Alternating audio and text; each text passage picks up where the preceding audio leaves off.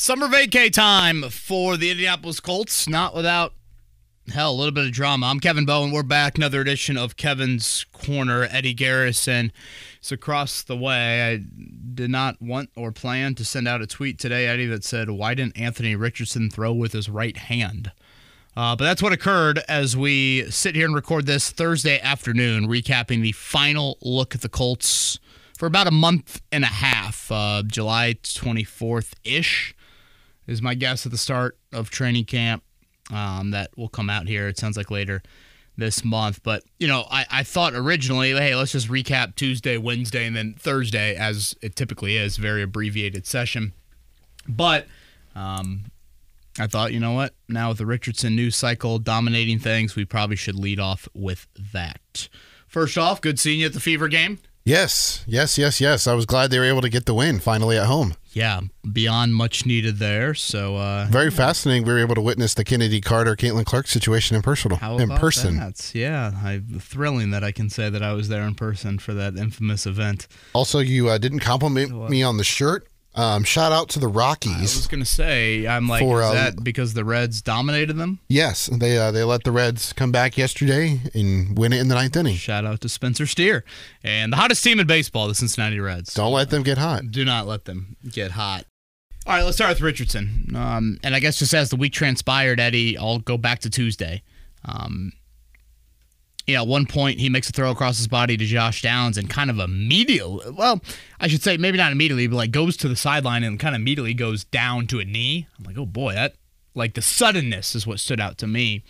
Shane Steichen confirmed today that it was a back spasm after a throw. I guess maybe it might be the only time we ever compare ourselves to Anthony Richardson, but, a spasm can obviously lead to quite the body movement, and so clearly something back-related. With Richardson there, he rolled out on one of those kind of foam pads and didn't miss a single rep the rest of practice. I thought he was a hair rusty the rest of the way, if you wanted to kind of nitpick that. So I was curious walking out to practice on Wednesday, would he definitely practice? Because, again, in the spring, any little nick, you're not participating. But sure enough, we walk out there and he's dressed, he's ready to go, and he practices on Wednesday. And, you definitely noticed at times more of the right arm. I'm making like a circular motion right now with my right arm, What was this stretch that you did back in the day? Arm circles. Arm circles, thank you. Like half arm circles from him. A lot of my dad's had shoulder surgery before, so I'm like mimicking. You put your left hand on top of your shoulder and you're kind of loosening it up a little bit. I don't know, I feel like a pitcher coming out of the bullpen. Mm-hmm. It was the most I had seen him do that in the 4 days that we had been out there. He still participated. Now, which day was this that you're talking about? Wednesday. Okay, so day 2? Yeah, day 2, correct.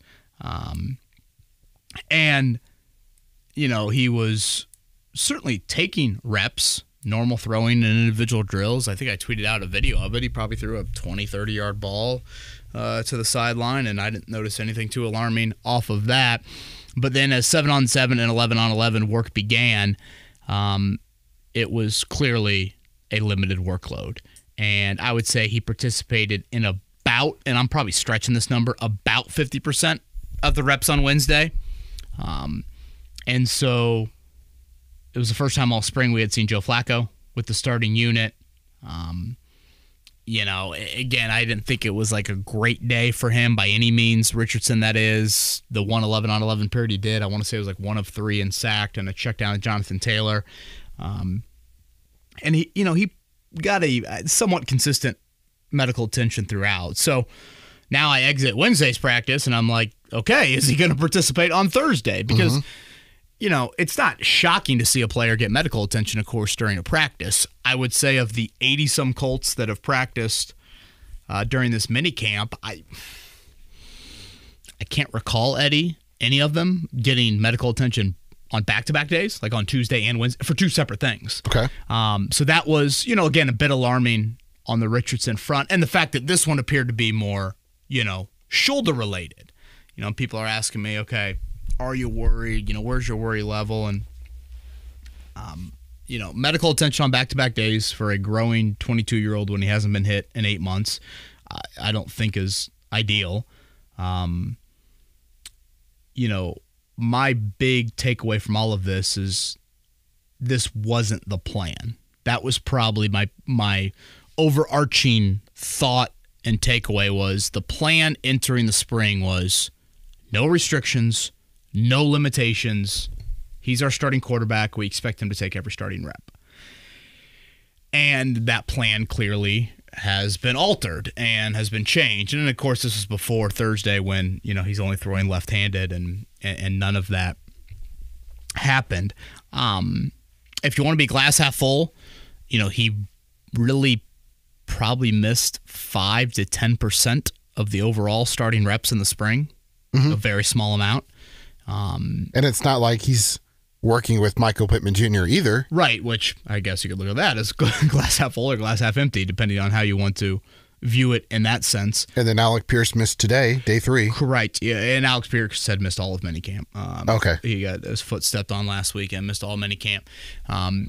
The other angle to it would be he's dealing with, again, let's just call it a shoulder. Let's just call the back an isolated thing. It's a freak. It's not going to happen again. He's dealing with an injury that is forcing him to miss time during a week where I wouldn't call the workload overly strenuous. So now my question becomes, what happens when he throws 5 out of 6 days during training camp, 4 out of 5 days?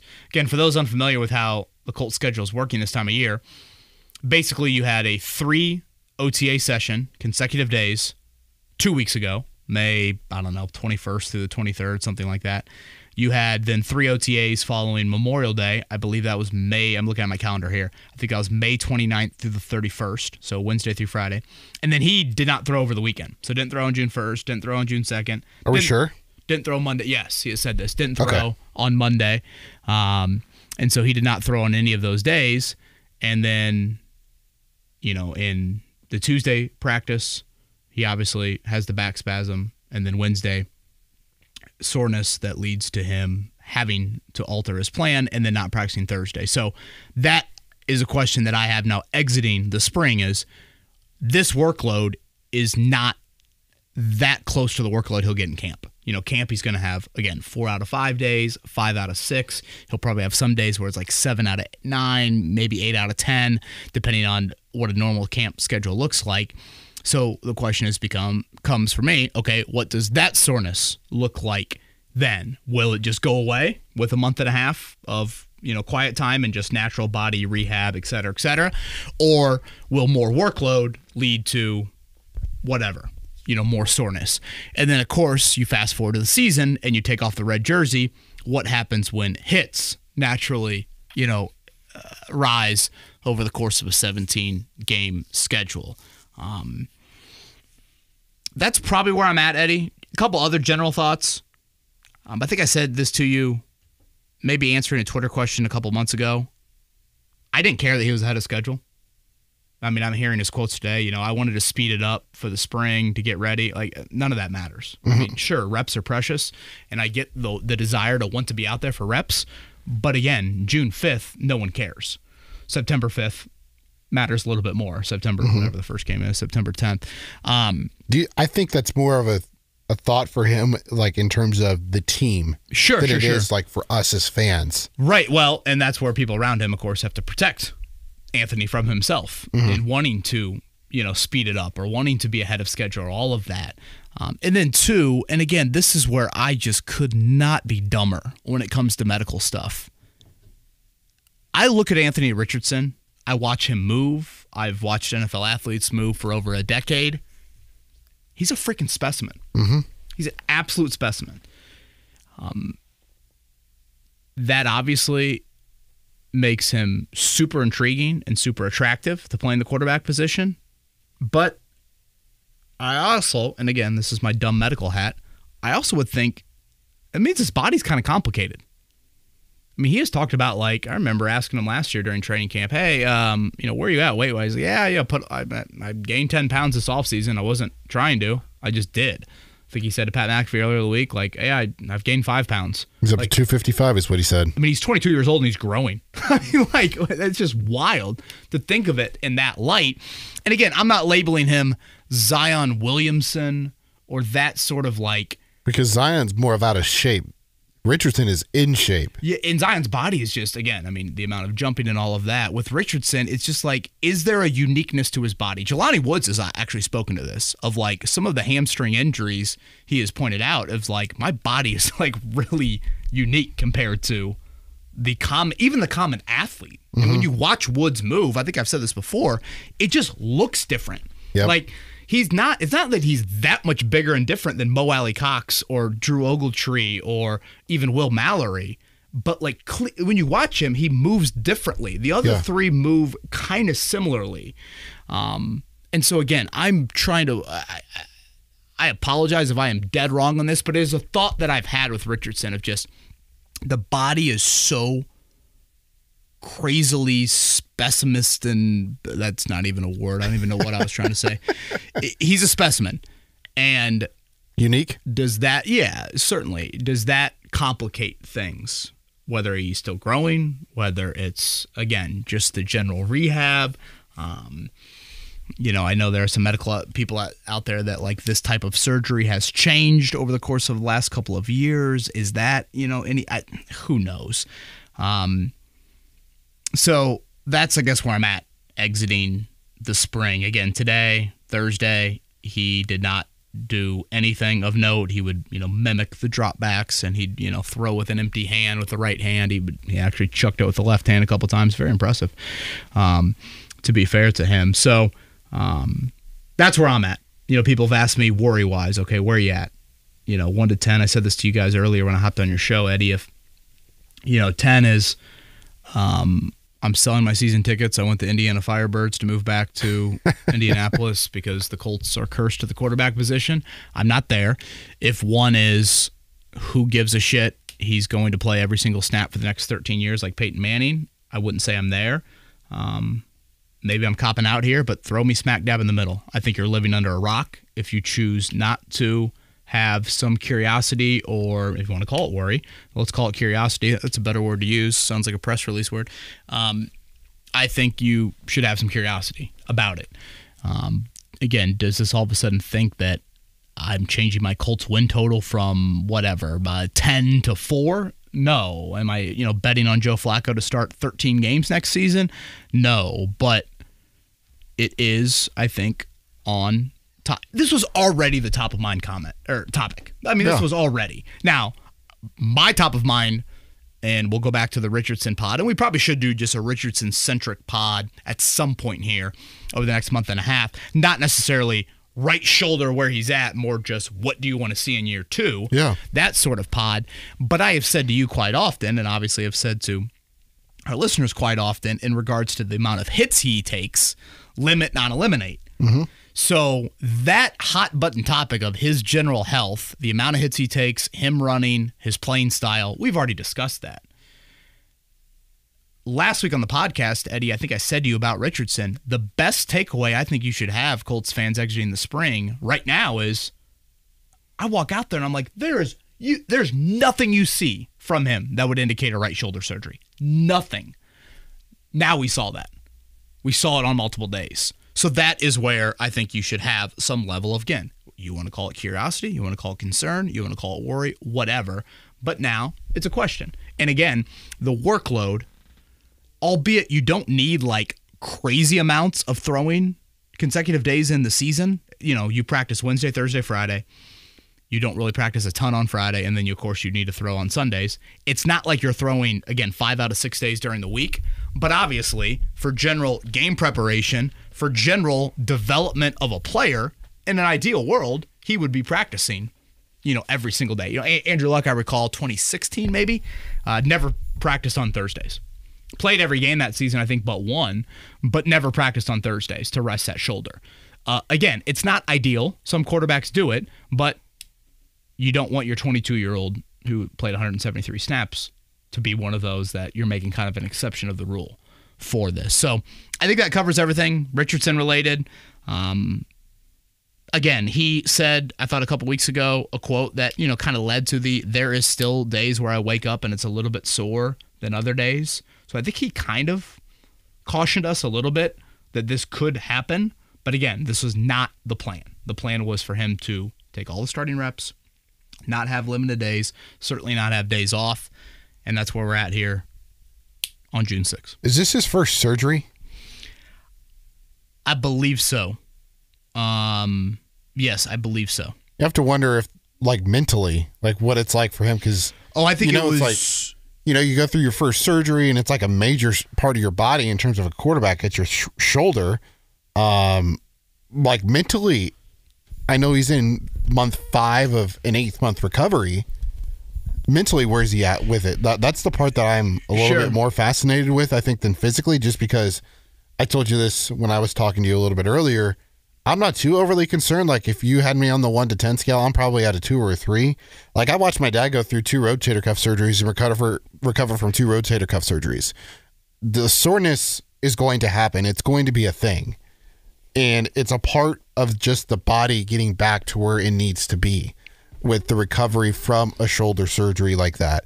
So to me, that's why I'm not as concerned about it physically. Now, mentally, if it was just a slight, soreness here, it's like, okay, I'm going to shut it down because I don't want to do anything more. Like, is that going to be something that lingers throughout the course of training camp and into the start of the season where we see him, question starting to make some throws and decides to run instead of, letting it loose because, I don't know if I can fully trust my shoulder yet? Yeah, I think that's a good question to bring up. I would say this about the mental aspect. I think he was in a dark, dark place immediately after the hit from Harold Landry and the season-ending news in October. Yeah. I don't, and again, I'm projecting what I'm trying to give you my opinion on what his mental state is right now. I don't, it's unfair probably for me to even say, but whatever. This is a podcast, and you guys listen to hear me talk and hear Eddie talk, so we should probably speak. I don't think that isn't a huge concern of mine. Let me be clear. Now, whatever. If all of a sudden they say, hey, man, you can't throw for a month when all you guys gather in California, it'll be Joe Flacco, throwing to Pittman and Pierce and Downs and A.D. Mitchell, et cetera, et cetera. Yeah, obviously, who knows? Maybe that would alter that thinking. I think what is just a bummer in this is when we get to Grand Park, again, July 24th or whatever, when I woke up Tuesday morning, the thought was we would be talking about Anthony Richardson, for the most part, just as his general development of a young quarterback. Year 2. He didn't get those starting reps in camp last year till what? Till practice number 10. Mm-hmm. You played a preseason game before you named him a starter. Whereas this year, he's getting the reps from day 1. And so you don't need to, I think, be up in arms about the amount of reps or anything like that. And, again, the first 2 weeks of the spring period, Eddie, it was nothing about velocity, workload, soreness, none of that. I mean, you watched him and you're like, man, he looks perfectly fine. It was more of the let's evaluate him as going into his second year. Can he clean up a little bit of the accuracy? Can he obviously, process this way, and just in general, can you put him into competitive settings, of course, when games arise? It was just such a bummer to watch, Shane Steichen try to drum up this interest for a 2-minute drill to end practice on Wednesday. Anthony Richardson is telling Tyree Cleveland where to line up. And Joe Flacco's the one leading it. It's just like, you want Richardson to be the one in those reps. And so I think that is the bummer aspect of it is if you want to talk about Anthony Richardson in 2 lights, one light is his overall development as a quarterback. The other light is his health. For the most part this spring, and I know the health would have come back on the front burner once the red jersey comes off week 1, but I was not talking about shoulder. I was not talking about health. I had kind of moved that to the side because I saw 0 health issues through the first couple of weeks of OTAs. It was more about just general development and general reps. Well, then you watch him this week and, health is right back in the picture. Yeah. And development-wise, again, he clearly was hurt in some capacity in Wednesday's practice. But, I didn't think Wednesday or Tuesday, really, I guess, if you even want to go back to it, I didn't think they were super crisp days at all for Richardson. Now, he didn't have Pittman. He didn't have Pierce. And he clearly was impacted in some way physically. So that's just kind of where you are at now entering training camp. Also, how many days did you say he went without throwing after the second 3-day window of OTAs? I believe last Friday was the final. So they had 6 OTA sessions, 3 last week, 3 the week before. then did not throw Saturday, Sunday, Monday, and then Tuesday, all the team reps, one back spasm. Wednesday, soreness develops, maybe took 50%. Today, threw it left-handed. Something that I'd be fascinating with to also look at is, like, how often was he taking breaks, like, during the time he was off when he got cleared to throw until now? Like, was he giving his shoulder enough time to rest, and then, or maybe he was not giving the shoulder enough, and then when he did give it an extended amount of rest, 3 days or whatever it was, 3.5 days, and then he comes back, the shoulder's just going to feel a little sore just because it's like, oh, I was off for a little bit, you know? And I think that topic, Eddie, is interesting to me. Like, will we get to Grand Park and there be rest days for him? Like, I mean, you see a variety of quarterbacks around the NFL have that sort of plan. Mm-hmm. You know, it's not the most alarming thing in the world. Again, Andrew Luck played an entire 2016 season and didn't practice on Thursdays, didn't throw on Thursdays. So, now again, that's Andrew Luck into year 5. I mean, this is Anthony Richardson, year 2. You know, some might call it year 1 based off the lack of reps. So again, it's just not an ideal situation to be in. So I think that covers everything Richardson related. Got an article up on 1075thefan.com. Maybe I'm trying to end with a positive note for fans, but you know, if you do look at the amount of reps he took in the 6 OTAs and 9 minicamp practices, and I think if you literally marked out let's just throw out a number, 130 starting reps that were there across those 9 practices, I assume he took 110 of them, roughly. I mean, again, a high percentage. So, you know, glass half full, that is obviously the good news. And if this injury were to occur, and again, injury, I don't know, you know, I guess soreness, it's better to occur on the last day than the first day. So, yeah, that's where we're at, Richardson related. If you've got nothing else, Eddie, let's get into other Minicamp takeaways. Before we do that, I want to toss this in there. The Colts will hold joint practices with the Arizona Cardinals. It'll make a nice little segue here, actually, and the Cincinnati Bengals. So the Arizona Cardinals will come to Indianapolis at Grand Park and practice with the Colts here, and that will be night, right? 6 o'clock? Correct. That is Wednesday, August 14th at 6 o'clock, and Thursday, August 15th at 6 o'clock. And then they will do joint practices with the Cincinnati Bengals as well. That will be taking place in Cincinnati. That will be Tuesday, August 20th at 2:15, and the Thursday, August 22nd at 8 o'clock. That's the game. That is correct. Yeah, I was about to say that. But the connection I was going to make to this is that obviously Richardson coming off his first season of injury and surgery, and the season cutting short for him.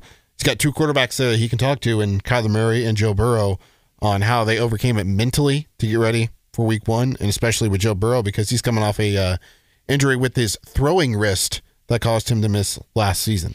So I should probably head down there, right? I can make that work. 2:15, you said? Yeah. Do the show, then head down there? Yeah. Seems feasible. Be back in time for... About a 90-minute drive, yeah, for sure. Gosh, I'd love to play golf when I was down there. That ain't happening. All right, I'm talking to myself. What do you got? Other minicamp takeaways? Yep. What'd you take away from it? A.D. Mitchell. The real deal? Consistently making plays. The quantity, you know, like you go out to a Colts practice right now and Josh Downs is just, you know, he just gobbles up catches. You know, it's just catch after catch after catch. It's not the eye-popping, we're going to lead off SportsCenter with this, but, you know, it's consistency. For A.D. Mitchell, it was the flash. It was, for the most part, let's say we watched 5 real days of practice. I'd say 4, I can't really recall anything on Wednesday. I would say 4 out of the 5 days, he made 1 to 2. Damn. That's a nice play. You know, a fade pattern for a touchdown, a deep ball, kind of a 50-50 situation, he makes a play. So, you know, that has stood out to me. I've, you know, really enjoyed the amount of perspective that I think, you know, a variety of Colts have provided in describing A.D. Mitchell as well as a player. The Colts just signed a corner. Clay Fields. Will you look up the resume of Clay Fields, Eddie? Field Yates? Clay, I don't know about that. Clay Fields III, if you want to get technical on that. And they also finally signed Adonai Mitchell. Yes, that I think just logistically settling some language on that end. But again, A.D. Mitchell at Texas, if you look at him, he obviously comes from Steve Sarkisian. I think a lot of praise for like being in a little bit of an NFL system. This guy's got no resume. Clay Fields III spent 3 years at Marist, 19, 21, 22. His senior year in 2023 at Chattanooga. 36 tackles as a senior, 1 interception, 9 passes defensed. Just participated in the Colts veteran minicamp as a tryout guy. That obviously not the veteran corner that anybody had pegged. A.D. Mitchell. Michael Pittman Jr. said something that kind of stood out to me of like, I've learned some stuff from him on kind of setting guys up route-wise. And again, Jim Bob Cooter, he gets route concepts from an NFL standpoint. I think all of that has stood out to me. So I think you have to be pretty pleased. At least I think I'm pleased of what I have seen from A.D. Mitchell. I don't know if anyone cares about it. I think in the more media interactions we have with him, I'd consider him a pretty fun interview. Candid, honest, somewhat engaging. I don't know how many people care about that, but I think that is something that I've noticed as well. So, he has stood out to me. It was a bummer that Alec Pierce did get stepped on with that foot injury. He said he's gained 5 to 10 pounds or 5-ish pounds. I forget the exact number. It makes sense when he explained it of like, hey, the staff had mentioned play strength wise, I need to improve. I think when you watch Pierce and you watch him particularly underneath, I don't think he creates much or enough separation. To me, the windows are way too tight and it's just way too congested with DBs all over him. So who knows? Will a weight gain, increase that? We'll see. Jelani Woods had a pretty quiet minicamp. He did have a drop. I'm trying to think. Boy, I can't even recall really a catch he had over the last couple of days. But again, all in all, the thing with him is probably just he participated and he did some things from a positive standpoint. Shifting over to the defense, I thought the defense overall probably won. One more offensively. I thought Anthony Gould's speed showed up offensively a few times. Vertical, over the top. Flacco can freaking fling it. And maybe I've got scar tissue from watching Matt Ryan, Gardner Minshew, and whatever, insert your other quarterbacks here. Phillip Rivers? I guess a little bit of Rivers, although I did respect the hell out of the precision that Rivers kind of brought to the quarterback spot. But, man, Flacco can uncork it. Gould a couple times over the top, caught a couple, did drop one. But, Eddie, just write it down right now. There will be multiple times this season where Shane Steichen sits there and is like, hey, this is the Gould week. We dial it up for him vertically. So what that looks like, of course, or when that happens, of course, will be interesting. That probably covers everything offensively. Tight end to me is still just so wide open on what the hell that looks like reps, playing time wise. Again, defensively, I'd say right now, your leaders in the secondary, Nick Cross next to Julian Blackmon, certainly. And then Jalen Jones, I think a little bit above Dallas Flowers. Now, I'm curious how that plays out in camp. Does Flowers get more of a shot at it? The fact that Flowers was participated in the spring after a torn Achilles in October is pretty good. So that's, something that, stood out to me. I'm trying to think of anything I might have forgotten. Daniel Scott tore his Achilles. Yes, thank you on that end. Gosh, that sucks. Just sucks for the dude. Mm-hmm. Absolutely. Think about that. Season-ending injuries in back-to-back Mays. And, he's a 24-year-old draft pick. So you thought, A, more of an instant impact guy. B, it's not like you've got, this 20-year-old that you're, whatever, you're going to wait on a bunch. So you just feel for him. I've said this to you quite often, Eddie, over the last month or so. I think safety's a bigger need than corner. I thought that before the Scott injury. And now my question is, do they start to think that? Because they were high on Scott. So now you've taken a guy that you've been high on and you've removed him from the puzzle. So now does that add any urgency? Because right now the safety depth chart, again, it's Blackmon and probably Cross. Behind Cross, I think it's Ronnie Harrison over Rodney Thomas, I think. I don't know. That's what it kind of looks like. I thought Michael Tutsi, the Warren Central product, Father Steve, of course, local coach here, he had flashed a little bit, but, he suffered an injury on Wednesday, so who knows where he is at. But I'll be very interested to see what they do at safety. It just, frankly, I think the Daniel Scott news probably opens up a 53-man roster spot. Is that Trevor Denbo? Is that does Jalen Simpson get moved back to safety in camp? He pretty much has, I feel like, been a corner every time we've been out there. It just, man, we'll do it, Eddie. We always do it every year. Indispensable Colt list. We'll do it, second, third week of July. We always do it right before camp. I'm going to have Blackman so high on that list. So high. I mean,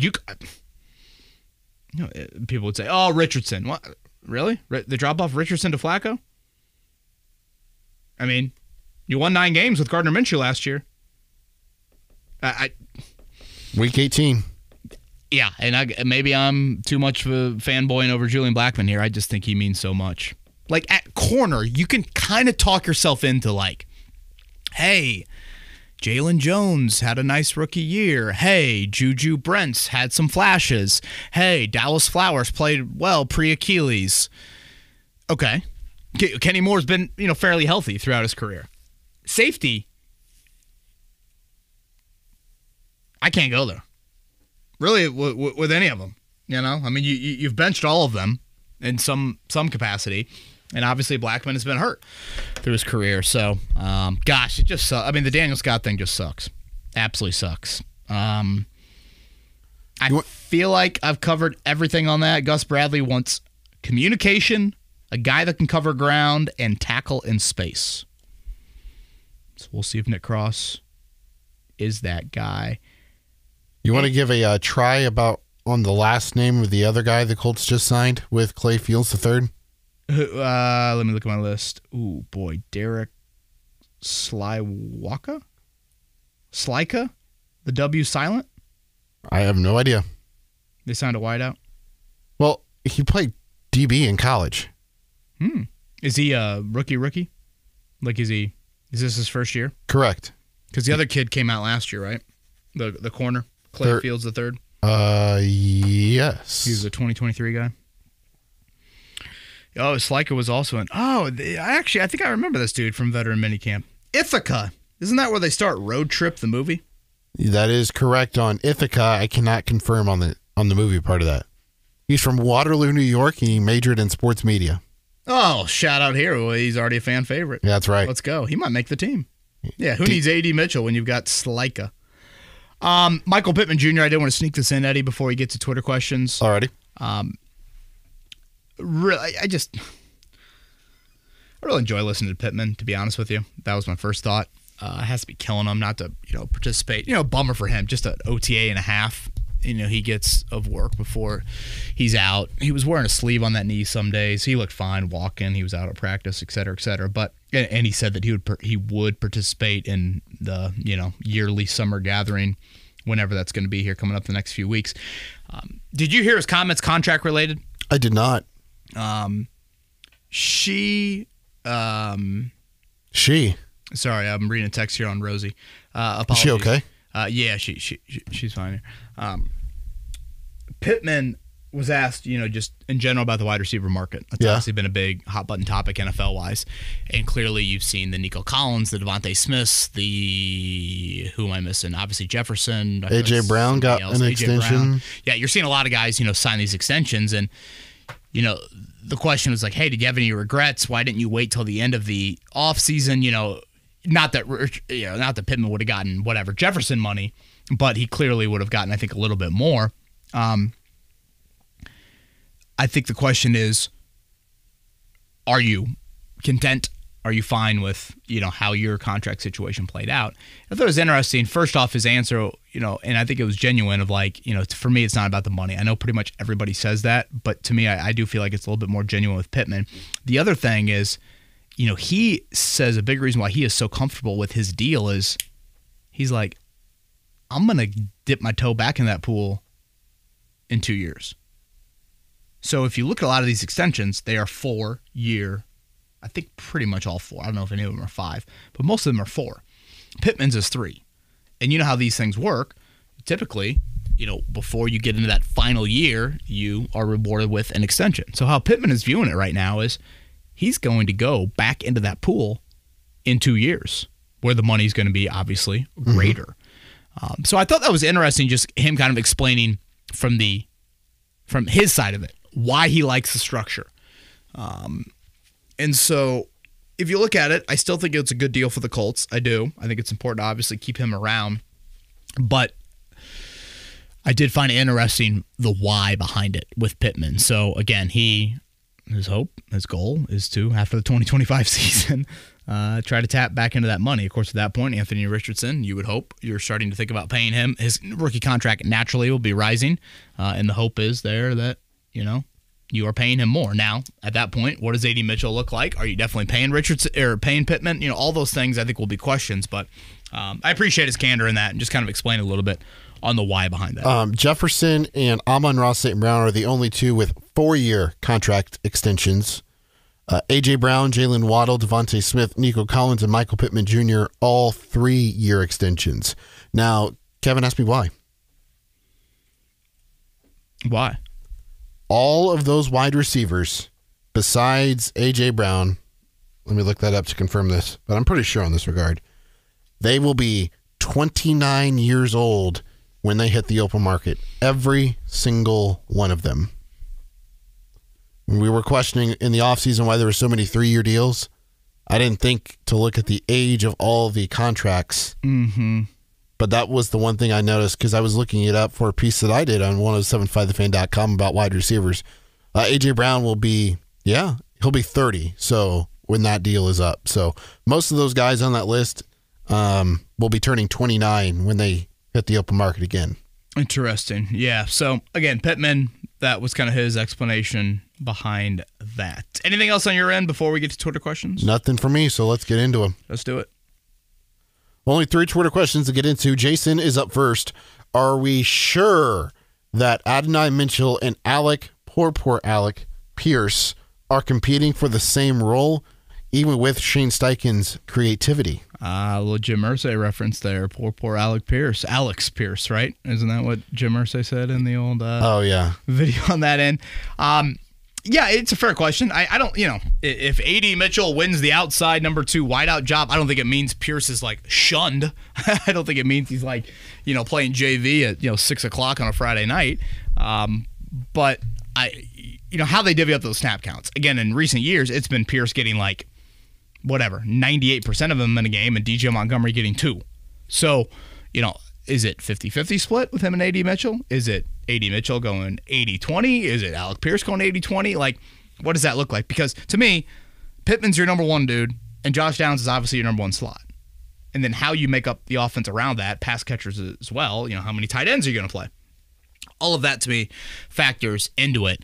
And clearly, they have valued Pierce in some blocking capacity over the years. And, the thing about Pierce, and I've always said this, Eddie, he don't need much to impact. Mm-hmm. Look at the Raiders game this year. Yeah. It's just one little play, and he's got the ability over the top to make that play. And again, you now have a quarterback that theoretically should entice more of that as well. So those are all things that I've kind of thought about, Pierce related when it comes to him. So, we will call it a position battle, but this is not like offensive line where the winner plays every snap and the loser plays none. You could still rotate in there and obviously still use guys how you would like. I still think there's even the chance where we see Pittman, Pierce, and Mitchell all on the field at the same time. Sure. Yeah. So, you could do that. I personally don't think Pittman is exclusive to the outside. I think he could play the slot. Right. And depending on how you wanted to make it look, there's probably going to be numerous 4 wide receiver sets too with just all 4 of those guys on the field. Yeah, again, you now I think have a little bit more of depth you feel comfortable with. I think that playbook got a little bit bigger for Shane Steichen this offseason. Mm-hmm. OC, is that what we'll go with here? OC.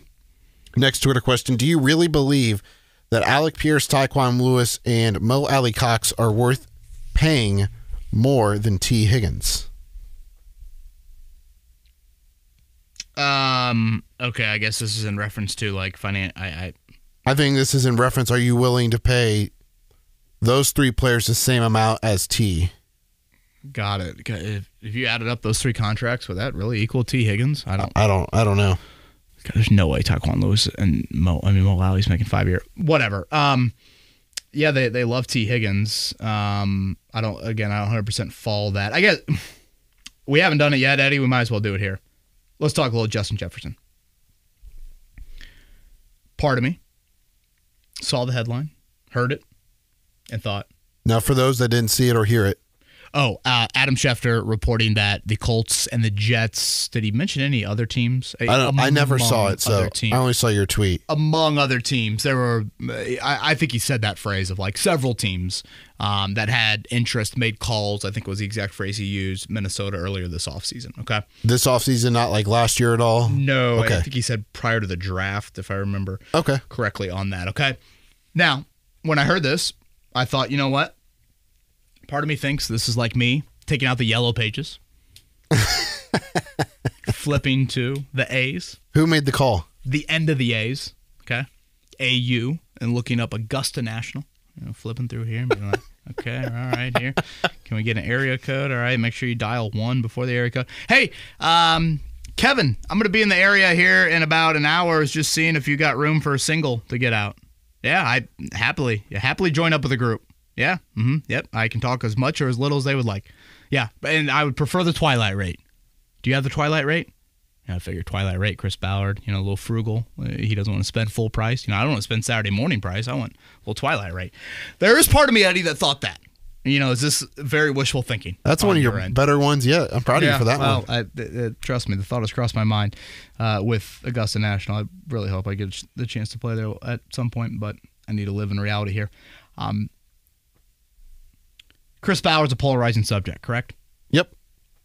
I think, honestly, and how this could be with how we are as a society right now, you're either here or you're there.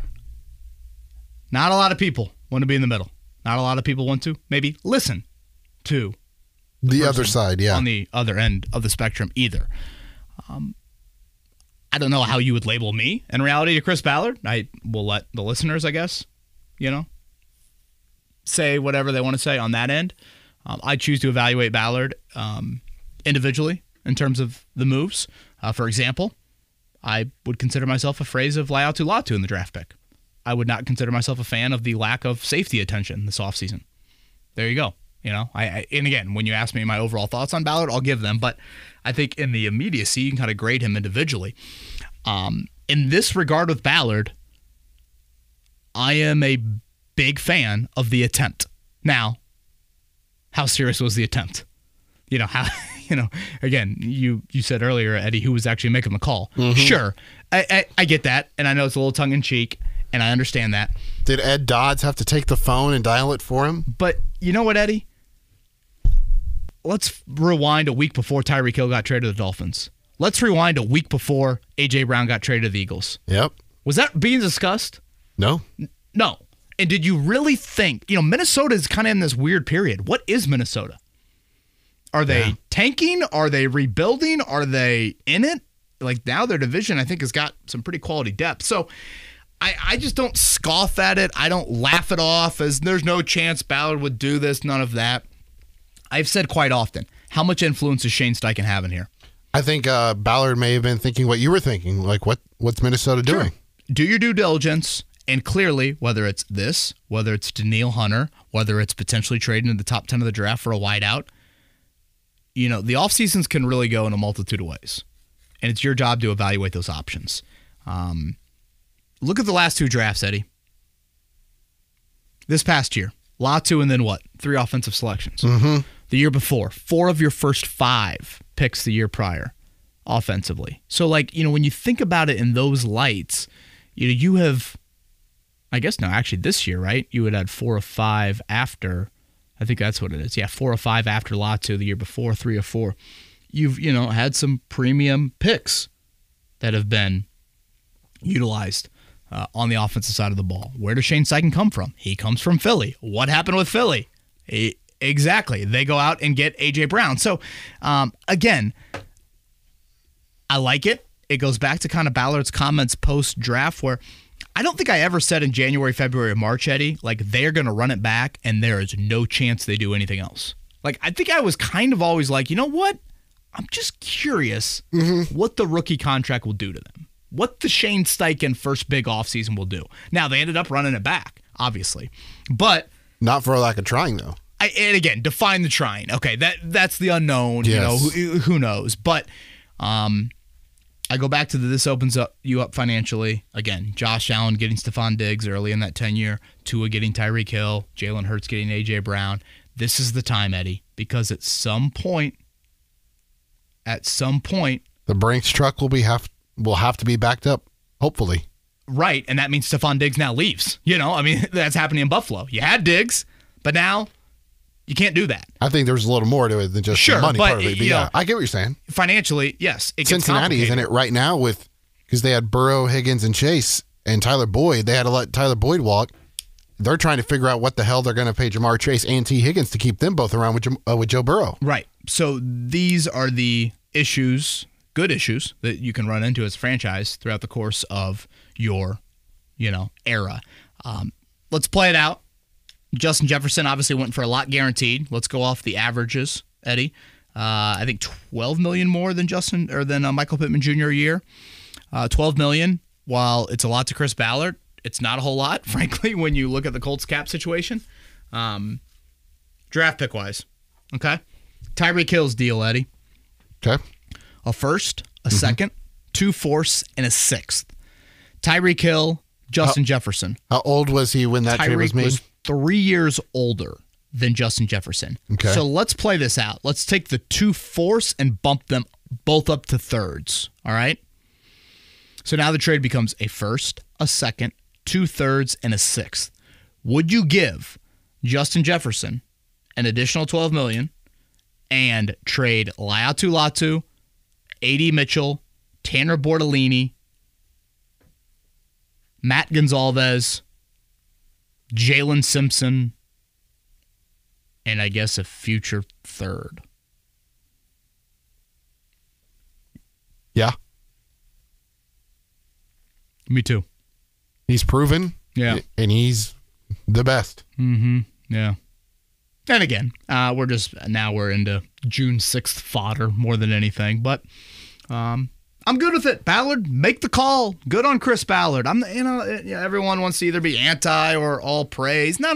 We'll evaluate each of them individually, and we'll move on here. I think largely I've made my Ballard opinions known. I think we had a specific podcast, if I'm not mistaken, on evaluating Chris Ballard back in the early calendar year. But again, individually, I'm totally good with this. I don't laugh at it and think, no, that didn't happen. That's the Colts leaking that information to Adam Schefter. No, I'm not in that camp at all. Final Twitter question comes from Scotty. If the NFL season becomes 18 games, I would think regular season roster size would have to increase by at least 10 and add 7 to the 46 game day roster. Do you agree with number, and how would you fill out those extra spots? I think Scotty's comment and question is coming in light of Ryan Kelly yesterday, prior to practice, talking about how he does not want to play an 18-game schedule because that is something that Commissioner Roger Goodell and the NFLPA are, I guess, actively discussing. Mm-hmm. And if I remember correctly, that was written into the last CBA that they agreed upon just a couple of years ago, that they would expand to 17 and then come back later and discuss adding an 18th game to the schedule. I guess we've kind of talked a little bit about negotiations on this pod. We referenced the Michael Pittman ones a little bit ago. If you're the players, I see little reason why you would want to stand on the ground of altering the off-season program schedule. Because if you do that, and that was the other kind of big topic that Ryan Kelly was asked. If you do, and I know this is somewhat related to the question, is why I'm bringing this up. Did he elaborate on what kind of adjustments they would make? Basically you would eliminate the spring period. So when the season ends, Eddie, you don't come back in the building until July 1. None of the spring. You come back. So no mini camp. None of that. No OTAs. None of that. Phase 1, they come back in, they lift, they, kumbaya, they, all that stuff. That would happen July 1. And you'd kind of ramp it up to camp, and then boom. If that's the stance the players want to take, the owners are going to foam at the mouth. Oh, if we give you that, that means we get this? And I'm not acting like 18 games and that are equal, but we know how negotiations work. Oh, especially those owners, man. We know how all this works. You say more money? If we are going to sit here and you're going to act like that's an important thing for you. More pricing upgrades on the season ticket packages for our fans? So, yeah, I just, be careful with the whole offseason. The offseason program, let's not act like it's horrific. I think it's fine how it is. I get it. Some players want to spend a little bit more time wherever, recovering in their off-season home, recovering, et cetera, whatever. I also think just the overall grind for the NFL season would take on even more weight. Like right now, I was talking to Shane second after practice today. He's going to head out west for a couple weeks. This is the chance to decompress. You literally get, if you would like, now Shane's crazy, he won't totally do this, but if you want to, you're going to get like a total month away from it all. 5.5 weeks, I think it was the number he said. Right, and the coaches come back usually a week before camp, to get everything going. But a total month to decompress during the time of year when your kids are out of school. Mm-hmm. You obviously are not. You're still going to have March free agency. You're still going to have April draft. So it's not like you're going to be totally away if you're a coach. So again, I know the players might want it. The coaches obviously are going to feel differently, at least in my opinion, about that. So, look, in 10, 15 years when Max Bowen has hit puberty and, he's not biting his sister anymore, there might come a point in time where it's like 18 games. This is unreal. It's the greatest thing in the world. Bited in me. Bited in me. Yep, that's what Rosie said yesterday. Yep, during JMV's interview. Yeah, that was. She scared the hell out of me. I had no idea she was standing right next to me. I'm good with 17. Hell, I was good with 16. A President's Day Super Bowl weekend. Does that sound cool? Sure. 2 bye weeks, 18 games. Will I lose sleep over it at night? I won't. But you know what? NFL, just accept how big of a king you are and how big of a gorilla you are. And just swallow a little pride here. And I know I am like business 101. That's the dumbest thing I could say. And again, greed and money, and that's all that matters in this world, et cetera, et cetera. But can't we just live with it? The only day of the week this year they're not playing is Tuesday, right? Or are they playing on Tuesday? I think there's nothing Tuesday. The Christmas Day games are Wednesday, right? Wednesday, yeah. So, here's the question that I've got for you. Will we ever get to the point? Obviously, they're going to expand to 18 games. It's a matter of when, not if, in my opinion.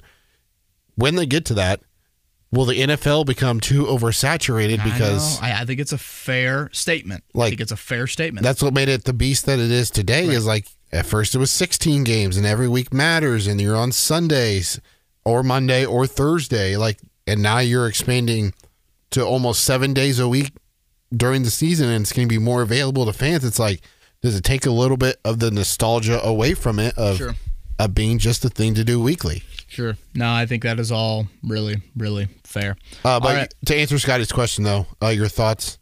We never really touched on it. On 18 games?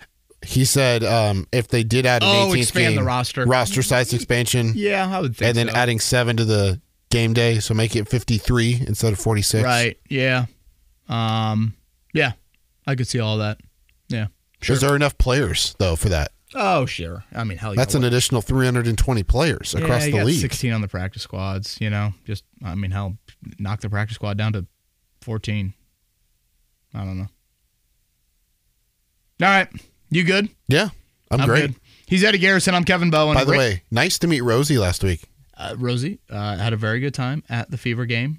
She yelled quite often. She really enjoyed the music. So did Mom. Mom was into it. I was. Come on, ladies, regroup. I know. I was surprised. I heard her. I was like, whoa. I know.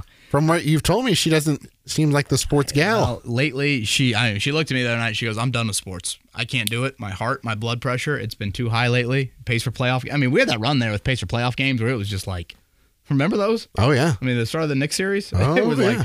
and then you throw the Fever on top of that, and she needs a break. So she has thoroughly enjoyed this week. Did she get into the Masters?